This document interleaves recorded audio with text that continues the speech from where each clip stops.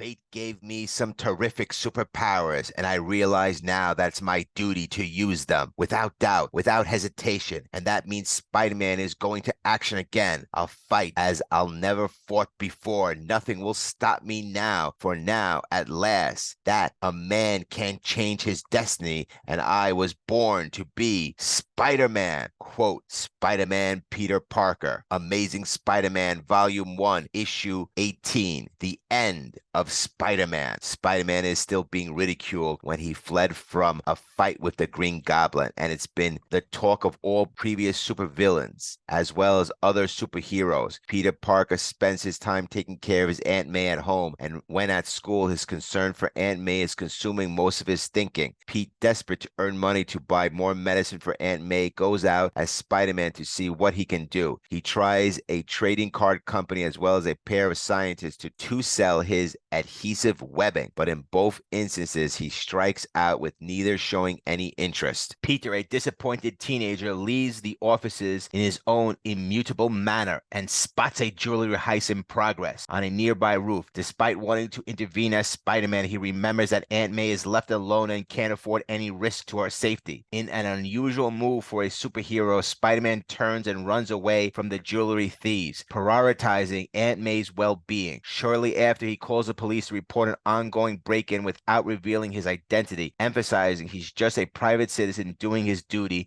and he wants to return home to Aunt May. Minutes later, Peter returns home and finds a doctor checking on Aunt May. Initially scared, Peter is reassured by the doctor that Aunt May is holding her own, advising Peter to take it easy. Aunt May is instructed to take her medicine and she'll be okay. Dealing with money troubles, Peter is jittery. He assures Aunt May that everything is fine, sets up a TV for her, and is reminded to do his homework. In the privacy of his room, he calls Betty Brant to check if she's still mad at him for the incident at the club, and Betty Brant confirms that she is still upset with Peter Parker. Betty Brant shows empathy for Peter and understanding that he's looking after his aunt who had a serious operation. Meanwhile, J. Jonah Jameson is delighted because Spider-Man is now believed to be a coward and not much of a superhero. Peter reflects on Aunt May's situation, feeling a strong sense of responsibility to take care of her during her recovery. Despite the loneliness, he considered reaching out to Betty, but there's no answer. Peter wonders if she's out with someone else. Betty wrestles with her feelings, believing the caller is Peter, but hesitant to talk to him to avoid potential heartbreak. Meanwhile, Peter reflects on the possibility of revealing his identity as Spider-Man to Betty, wondering how she would react considering the risk he has taken to save her in the past. Reflecting on his past battles, Peter recalls facing the Sinister Six to rescue Betty and Aunt May. He confronted Electro, Sandman, Kraven, Vulture, Mysterio, and Dr. Octopus, putting himself in harm's way to protect his loved ones. Frustrated by the negative publicity, Peter Parker realized that J. Jonah Jameson's criticism is affecting both his personal and superhero life. The world sees Spider-Man as a coward for leaving the fight with the Green Goblin, unaware that Peter had to prioritize caring for Aunt May, a situation he can never fully explain. Outside the Daily Bugle building, Peter Parker attempts to reconcile with Betty Brant, but she remains silent, thinking he was present for Liz Allen instead. Meanwhile, J. Jonah Jameson, pleased with his successful campaign against Spider-Man, is eager for more photos. Despite the tension, Betty still harbors feelings for Peter Parker. On his way home, Spider-Man encounters a Sandman who has been waiting to settle the score. Despite the threats, Spider-Man hesitates to engage in battle, fearing the consequences for Aunt May if he were to lose. With concern for his Aunt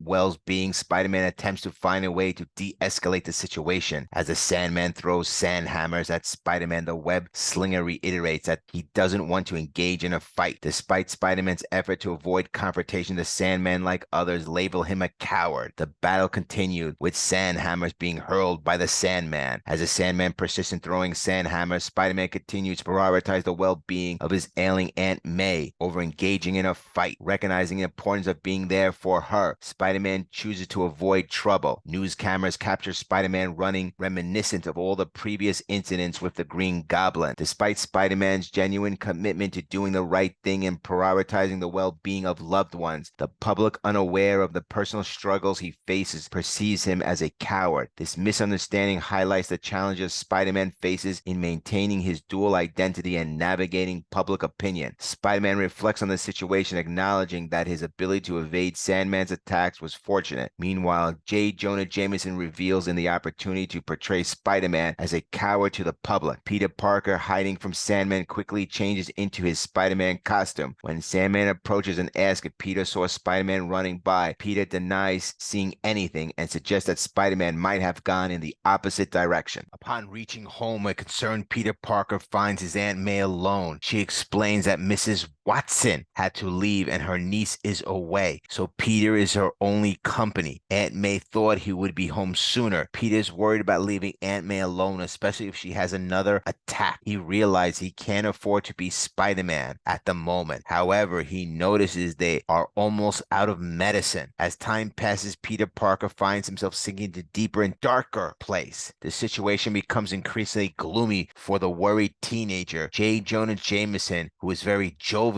doesn't miss an opportunity to remind the public of his stance on Spider-Man. He emphasized that Spider-Man is a coward who runs away from fights and doesn't care about the public. Peter feels like the whole world is against him, discredited as a coward, but in reality, he is only trying to do the right thing for his Aunt May. Johnny Storm, the Human Torch, hears all the stories about Spider-Man, but he doesn't believe it. He knows Spider-Man, and he knows Spider-Man isn't a coward. As the Human Torch is ridiculed for his disbelief in Spider-Man being a coward by the Thing, Johnny Storm, even though he is at odds with Spider-Man, remembers, I've seen him in action, and he's one of the best. Acting on a sudden impulse, the youngest member of the Fantastic Four utters a dramatic cry and blazes to a window like a crimson meteor, proclaiming, "Flame on!" Minutes later, a blazing message appears in the sky above the city saying, Spider-Man, meet me at our last place. The meeting place is referenced from other times Spider-Man has met the Human Torch. However, Peter Parker as Spider-Man can't go. He doesn't dare leave Aunt May alone again. Later, at the top of the Statue of Liberty, the Human Torch awaits Spider-Man's response to his blazing message. Throughout the night, he keeps a lonely vigil, wondering why Spider-Man hasn't shown up. Even though he assumes Spider-Man must have heard about the message through the media, he questions if something has truly changed in him. Desperate to clear Spider-Man's name, Flash dresses as Spider-Man and attempts to fight criminals. However, things take a turn for the worse as he ends up getting beat up instead. The next day at school, Peter Parker tries to console Flash Thompson and emphasize the danger of impersonating Spider-Man. However, Flash interprets it differently,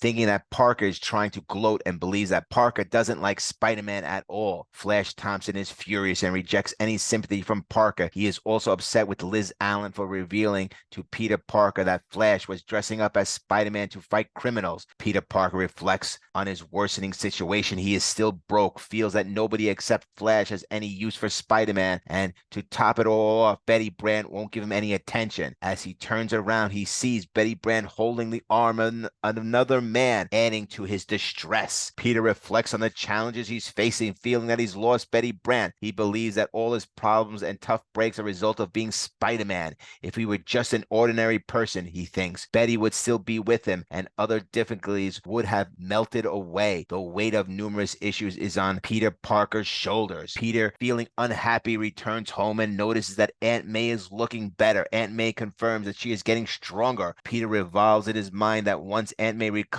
he'll become the kind of person she wants him to be. He plans to leave behind Spider-Man, focus on his schoolwork, find a job, perhaps in a lab, and settle down like everyone else. Peter thinks to himself, I should have done this a long time ago, but I was too conceited. I enjoyed being Spider-Man. It made me feel like something special. What a laugh that turned out to be. Goodbye, Spider-Man. I have a hunch nobody's gonna miss you. The next morning, after giving up being Spider-Man, he sees Aunt May's chair's empty. Aunt May says, right here, Peter. I thought I'd test my legs today. Peter responds, but you shouldn't. The doctor said you were to take it easy all month. Aunt May dismisses it, saying, nonsense. I know I'm feeling better. You don't want to make me an invalid of me, do you? Peter assures her, of course not. Aunt May insists, no buts, Peter. Now you listen to me, Peter Parker. Aunt May says, even though I'm an old woman, I am not a quitter. A person needs gumption, the will to live, to fight. She adds, the doctor says I'm in the clear and won't have to take any more medicine. After reading yet another editorial about a weak and phony Spider-Man, Peter Parker reflects, well, maybe he's right. Maybe it took him to teach me something I should have known. Only a weakling quits when the going gets tough. Sure, I've had my share of bad breaks. Who hasn't? But I've been wasting too much time in self-pity. I'm done with that. From now on, Peter declares, now there's nothing to stop me from being Spider-Man again. Aunt May has enough gumption for both of us, and I won't have to worry about her anymore. As for J. Jonah Jameson, before I'm through, he'll be eating his words about me. Fate giving me some terrific superpowers, and now it's my duty to use them without any doubt, without any hesitation. Peter Parker, dressed as Spider-Man, holding the Daily Bugle, declares, and that means Spider-Man is going to action again. I'll fight as I never fought before. Nothing will stop me for now. I know at last I can't change my destiny, and I was born to be